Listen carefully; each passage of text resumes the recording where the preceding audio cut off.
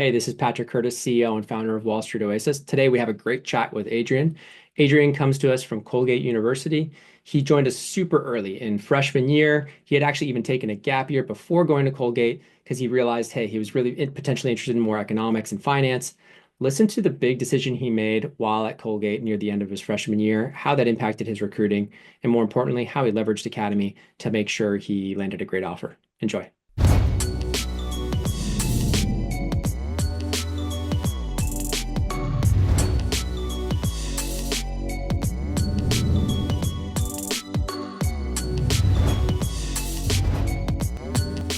All right, Adrian, thanks so much for taking the time to chat with us today. Of course. Thank you for reaching out. So it'd be awesome if you could just give the listeners kind of a short summary bio, where you're from, all that good stuff. Yeah, of course. So I grew up in the Bay Area, California. I ended up taking a gap year right after high school, which is how I first encountered Wall Street Oasis when I joined for an internship. I ended up matriculating at Colgate, where I was studying economics, engaging with like a lot of the finance extracurriculars on the side, and then just this past semester transferred to Georgetown within their business school. Nice. So let's go back to kind of the decision for the gap year, because I think everyone should do this. I think, given how accelerated recruiting is, given how much pressure there is from high school to university and collegiate, admissions, I would love to, I'd love to hear just your reason. Like, what was your thought process of taking that gap year? Yeah, definitely. I mean, for me, it was when I was in high school, I was really interested initially in journalism and, more kind of liberal artsy, career path. But then I realized towards the end that actually finance economics was something that I might be interested in, but I just didn't know anything about the industry. I had no idea even what investment banking was or private equity or any other sector. And so, I took that year just to figure out what I would have to do in college and study to actually end up getting a job. And so that was just really helpful. And obviously, interning at Wall Street Oasis was like, the place to get an overview on what finance is after school and what to do during school during recruiting. So that was a major boost when I ended up like actually, starting at Colgate.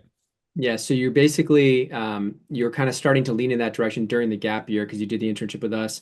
So you kind Right. of was investment banking on the radar at this point, was private equity. Like, did you know at that point, like say near the end of your gap year, what all this stuff was? I assume probably yes. Yeah, yeah, definitely. Yeah. By the end of my gap year, I already knew that like investment banking was something that I wanted to pursue, started understanding that how important networking was and, especially for the recruiting process. And so, I remember I actually had like my first networking call maybe a week before I even like started college. So, I think that's really due to, that mentorship that I got like through Wall Street Oasis. Cool. So you started at Colgate and you're kind of there for your whole freshman year, right? Yes, And that's so right. you're there, you're kind of thinking to yourself, what, like at this point, had you joined us? Did you join us in your freshman year? I think you did, right? I So did. Yeah. you joined the academy and you started going through the resume review, LinkedIn profile. But what was the impetus of like, okay, wait, I'm going to transfer? Was it just like, hey, I want more on-campus recruiting? Was that just as simple as that, or was it something else? Definitely, definitely. Well, so, I had a great experience at Colgate, really nothing bad to say about it, but I'd say on-campus recruiting is a big part of it. Especially at Georgetown. I know that that actually really helped me like with the offer that I ended up getting that was through campus recruiting. Just being like out of school in a bigger city that was kind of less remote and had like a business program that I could study in undergrad were kind of like the main draws away or things that, like drew me to another school. Got it. Okay, so I assume to get like accepted, isn't transferring like sometimes pretty tough? Like you had a high GPA, I assume your Yeah. freshman year and all that stuff. Was it something where like middle of freshman year you kind of knew you were going to do? And how did you think about that in terms of like recruiting? You said you had started kind of networking even before arriving at Colgate. Talk Yeah. to me a little bit about like that as well.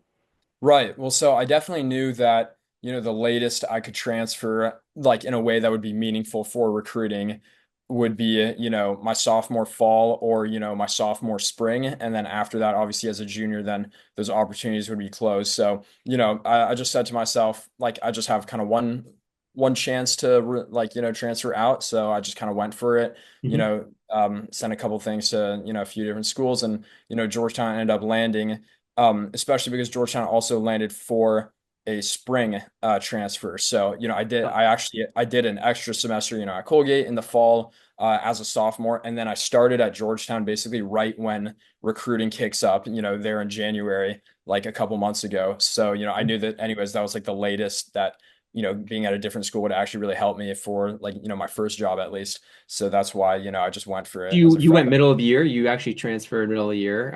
So I you did a fall another fall at Colgate.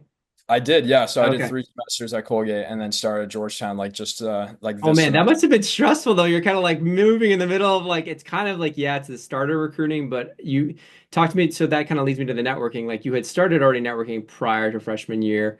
Tell me by the time recruiting came when you kind of got onto Georgetown campus and like February, March rolls around, you're in the middle of it. How many like one-on-one calls had you done at that point? Yeah, I mean, so I would say like overall, how many calls? Like, 50 or so more, maybe like, Yeah. between 50 to 100, I'd say. And Yeah. that's with like, a range of people, like kind of less targeted, because I was looking, before my sophomore year for, something smaller just for my freshman summer. Hmm. But that last semester at Colgate was definitely more conversations with, people at larger banks that I was hoping to get, a 2026 offer from. Yeah. And so in terms of like your internships when you were at Colgate, what did you end up doing kind of your freshman summer and then talk about sophomore summer recruiting, which is kind of at the same time as like junior summer. Yeah. So talk to me about Yeah, how you navigated that. definitely. Well, so my freshman summer, I ended up working for a boutique investment bank kind of near me in Connecticut called Cronus Partners. Hmm. So, that was just like, the good old fashioned going onto a bunch of boutique investment bank emails, looking at their like info at whatever, contact Yeah. email, and then just like sending a cold email. And that, panned out. So I think I was pretty lucky to get that. And then actually for sophomore, I guess like my sophomore internship, I just interned at a private equity firm this past semester, which, I got that, kind of from a similar, less formal recruiting process. And Hmm. that's the same for next fall. I'll also be like interning at another private equity firm. Um, Doing off cycle yeah, stuff. yeah, Awesome. exactly. Yeah. So that, it was mainly just through like kind of, networking, Hmm. just by sending like cold emails, less so, formal recruiting process. Cool. And then you basically get to Georgetown. So like you're already kind of teed up. Did you know you had the sophomore summer kind of teed up before you got to Georgetown for that recruiting? Like, did you have it on your CV going into recruiting? I only had the one for like my spring semester, Yeah. which was going on at the same time as recruiting, which like I just wrapped up. But so I didn't have like a summer one. Yeah, got it. Okay. So did you have like you didn't have anything like incoming or anything like that, like banking analysts? No, no, So for no, those of no. you that are concerned, like I don't have something for sophomore summer yet, I always tell people like just focus on the junior summer because that's the one that really Yes, matters. yeah, So you're kind of in all of the like in the middle of recruiting, you say it's the beginning of recruiting, but really there's banks that opened up in December this past year. There yeah. RBC opened up in September.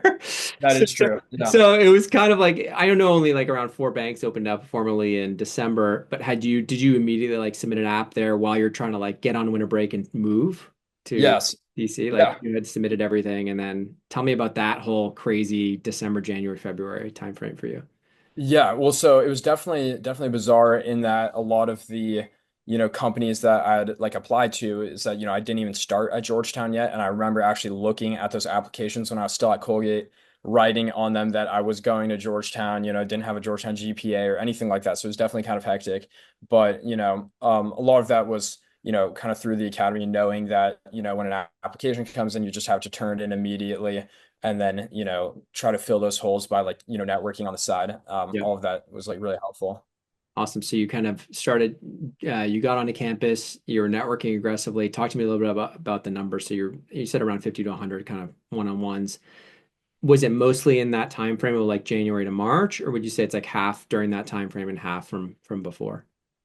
No, well, I would say that, yeah, I would say that it was around split between half, especially because at least like what I experienced was that, I did a lot of networking kind of with Colgate alumni when I was there, Yeah. but, those relationships, like, when I transferred, became more helpful where I would just have to ask them for someone at Georgetown that they knew, given that a lot of the recruiting is just done within like internal teams at the school that you're actually at. Yeah. Um, School captains, they call it at the banks. Yeah, yeah, Yeah, exactly. And so, in that sense, I'd say around half my conversations were then afterwards. A lot of it though, I think at least for the offer that I like did end up getting at Wells Fargo, a lot of that was just done through on-campus recruiting, really, and then just like networking with people, kind of meeting them for the first time. on campus and then following up with them to have conversations with then other people at the banks. So yeah, Nice. I'd say around half was split between both. Nice. And then in terms of like your just entire process, what was it? What did the numbers look like? Was it something like, five first rounds, three first rounds? How did it kind of play out for you versus like down to super day, like in terms of the funnel? Like we always see it's like the Yeah, ideal, like I've seen some crazy ones where it's like 21st rounds, nine super days, and like five offers, but like that's not that's not everybody. So tell me a little bit about like what yours looked like in terms of the funnel. Was it like three first rounds, one super day? Was it five first round? Like what did it look like? definitely. Yeah, so I know I had two super days for private equity firms, for the 2026 summer that were pretty early on, like in January or February. Mhm. Then two investment bank super days, Wells Fargo and Canaccord Genuity.